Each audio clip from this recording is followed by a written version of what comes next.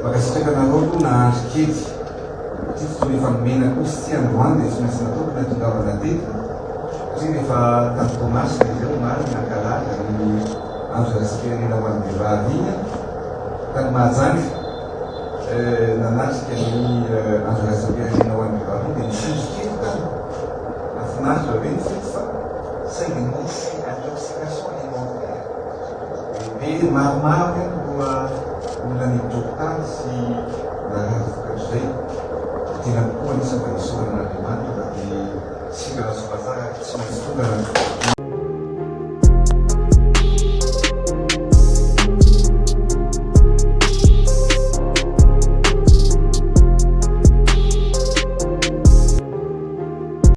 faly miarabantsika jiaby indray mpanaraka ny chaîne vaovao malagasy ny tontolo ny mahakasiky ny raharam-pirenena ny fampizarana amintsika eto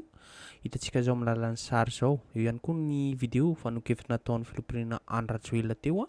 fa tratrany fanampoizinana ara-sakafo izy nandritra ny fankalazana ny andron'ny 9 martsa lasa teo tany Mahajanga eo ihany koa ny lahateny nataony tamin'ny latsinainy omaly 10 martsa lasa teo olona 12 ankoatra azy ihany koa novo ary nampidirina hôpitaly rehefa nahazo fitsaboana ny filoha raha ny fanazavana hatrany nandritra ny fanokafana ny fivorian'ny filan-kevitry ny maribonina-pirenena iny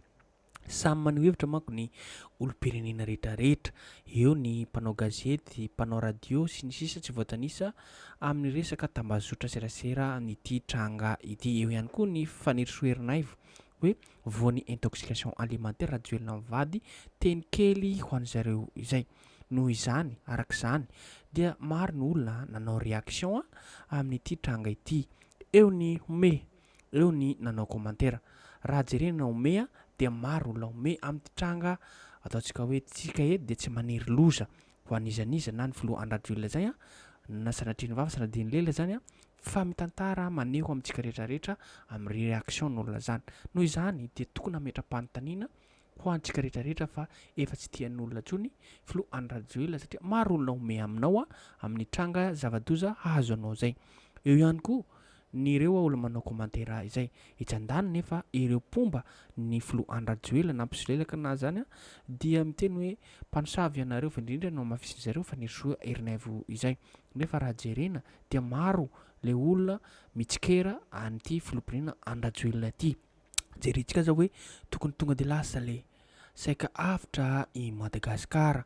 zao maharatsy n'le film gasy mandisy fanantenana amin'ny farany saika navotany ilay sakafo ny firenentsika zany hoe ilay sakafo zany no fitaovana no hery saika ho nanavanavitra ny firenentsika izay ary hitantsika fa maro ny olona manao réaction amin'ity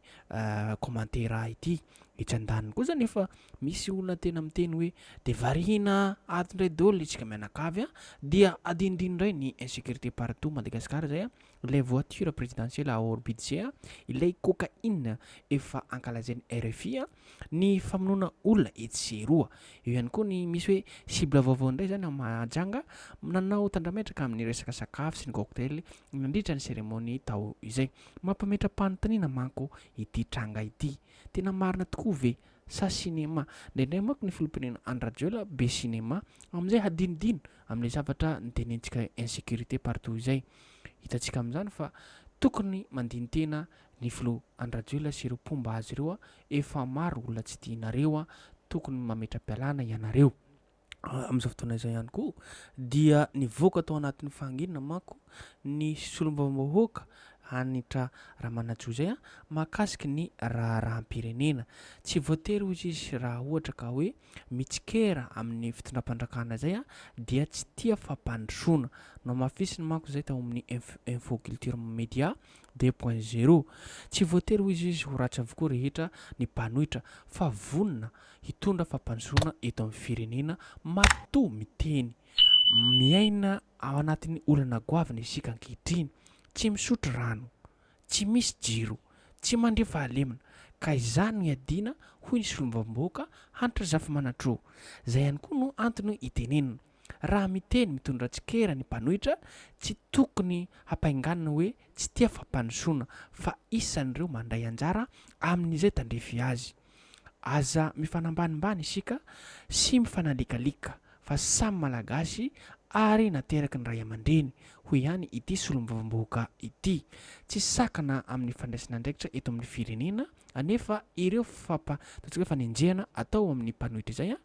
ary tsy olona tia ady ihany koa izy ireo fa mitondra ny heviny amin'ny fampandrosoana ny firenena izay mivoaka atao anatin'ny fangirana manko izy mahakasika ny toedrara izay satria zay natao hoe demokrasia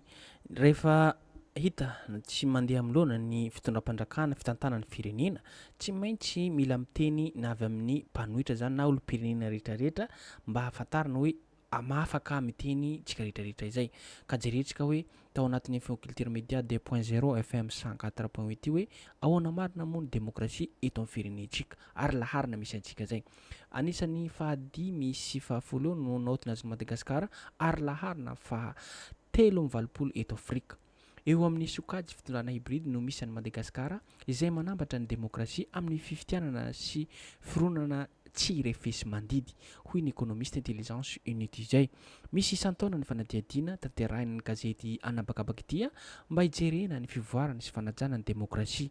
firenena 7/100 no nanaovana fanadihadiana ireo filaharana dia manome fanadihadiana antsipireny momba ny fironana ara-politika eo amin'ny sehatra nasionaly izay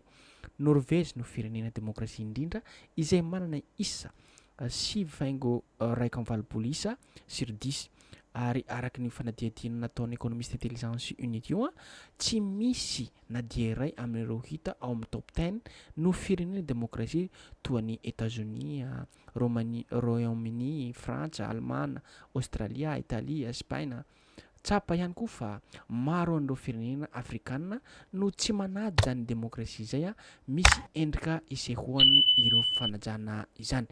firenena afrikanina 7 no voakasika ny fanadihadiana no tsy manaja ny demokrasia toy ny Seychelles, Sudan Atsimo ary Somalia izay ao amin'ny sokajy fitondrana tsy refesy mandidy izay raha ny 40 kosa no amin'ny sokajy fitondrana hybride misy any Madagasikara enina no fitondrana tsy lavirary ary firenena iray ihany koa ny fiheverina ho manana fitondrana demokrasia tonga lafatra dia i Maurice araka ity tatitra ny économiste unity ity dia zara raha 45% amin'ny mponina eran-tany no miaina ao anatin'ny demokrasia izay hitantsika amin'izany fa maro ny firenena tsy miaina ao anatin'ny demokrasia izay anisan'ny Madagasikara satria misy natao hoe tsy refesy mandidy izay hitantsika manko amin'izao fotoana izao zay ihany koa no afaka nozarainantsika eto tompolahy sy tompoko vavy azadina hatrany ny miabone na manao zay na manao commentaire ahafahantsika maratsaratsara zavatra zay makasitraka mialoha tompolahy sy tompoko vavy